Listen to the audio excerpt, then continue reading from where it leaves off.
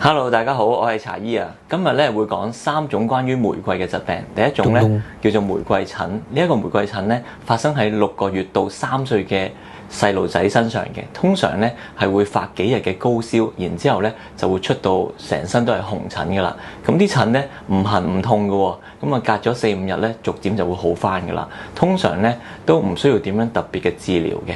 咁另外一種咧就叫做玫瑰糠疹，呢個病咧通常都會發生喺個身度嘅，有時咧都會發生喺四肢。咁第頭嗰幾日咧就會有一笪紅疹咧係1到2 cm 嘅，叫做發病母斑。咁陸續咧就會生到全身都係噶啦，都幾得人驚嘅喎。咁咧呢個病咧會好似濕疹嘅。咁如果本身嗰個人冇濕疹嘅話咧，發生玫瑰糠疹咧係通常唔痕嘅。咁佢個原因咧係通常係因為感染咗一種腸病毒導致嘅，亦都有5、6成嘅人咧係唔知點解無端端就發作噶啦。咁佢會慢慢逐漸咧就身啊、背脊啊、四肢啊都會充滿呢啲紅疹嘅，咁就會喺膝頭哥以上同埋頸以下嘅。咁如果好痕嘅話咧，可以食一啲咧清熱解毒、止痕驅風嘅中藥嘅。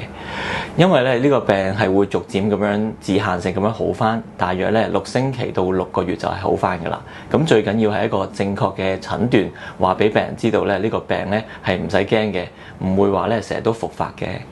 咁第3種咧就叫做玫瑰痤瘡啦。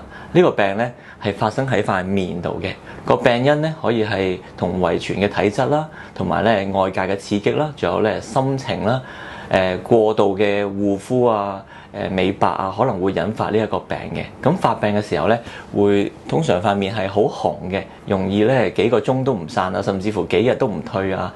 再嚴重啲咧，就會出一啲丘疹喺塊面度，好似暗瘡咁樣嘅。